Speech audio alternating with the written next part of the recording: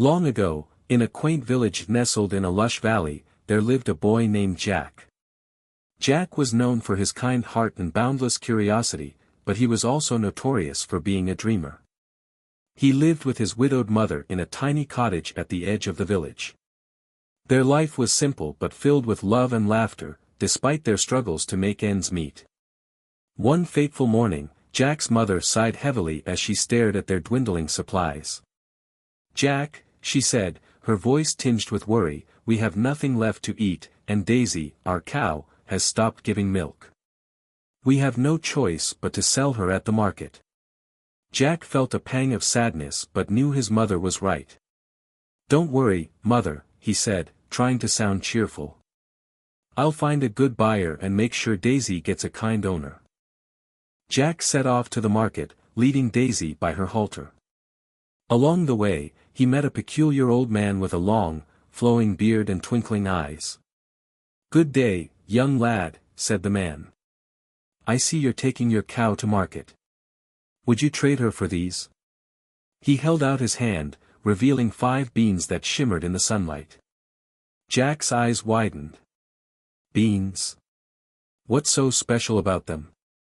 The old man leaned in and whispered, "These are magic beans.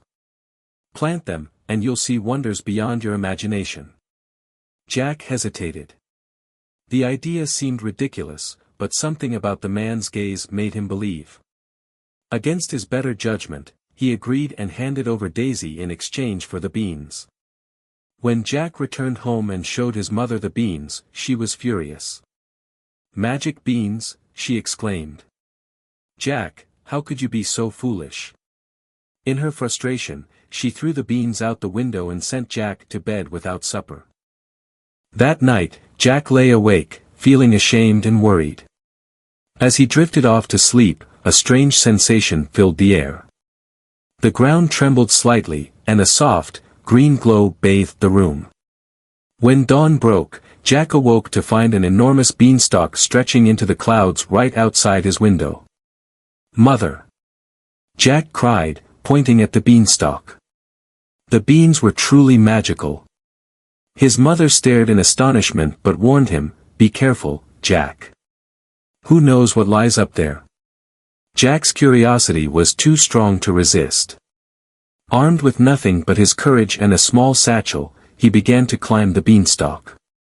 Higher and higher he went, until he pierced the cloud layer and found himself in a world unlike any he'd ever imagined. Above the clouds lay a sprawling castle surrounded by golden fields. Jack cautiously approached the massive gates, which creaked open as if inviting him in. Inside, he was amazed to find treasures beyond belief, glittering jewels, golden coins, and elaborate tapestries. But his awe turned to fear when a thunderous voice bellowed, "Fee-fi-fo-fum. I smell the blood of an Englishman. Be he alive, or be he dead, I'll grind his bones to make my bread." A giant, towering and fearsome, stomped into the hall. Jack quickly hid behind a large vase, his heart pounding. The giant sniffed the air but eventually shrugged and sat down to eat a meal of unimaginable proportions. As the giant ate, he placed a golden harp and a hen that laid golden eggs on the table. Jack watched in amazement as the harp began to play a soothing melody all on its own, and the hen clucked before laying a shiny golden egg. If I had those, Jack thought, Mother and I would never have to worry about food or money again. Summoning his courage, he waited until the giant fell asleep. Then, as quietly as he could, Jack crept out of his hiding place, grabbed the hen and the harp, and dashed for the beanstalk. The harp, however, cried out, "Master! Help!" The giant awoke with a roar and chased after Jack, shaking the ground with every step. Jack's heart raced as he scrambled down the beanstalk, clutching the treasures tightly. "Mother, fetch an axe!" Jack shouted as he neared the ground. His mother rushed out with an axe, and together they chopped at the beanstalk with all their might. Just as the giant reached the bottom, the beanstalk gave way, sending him crashing to the ground. The impact caused a tremor, but the giant lay motionless.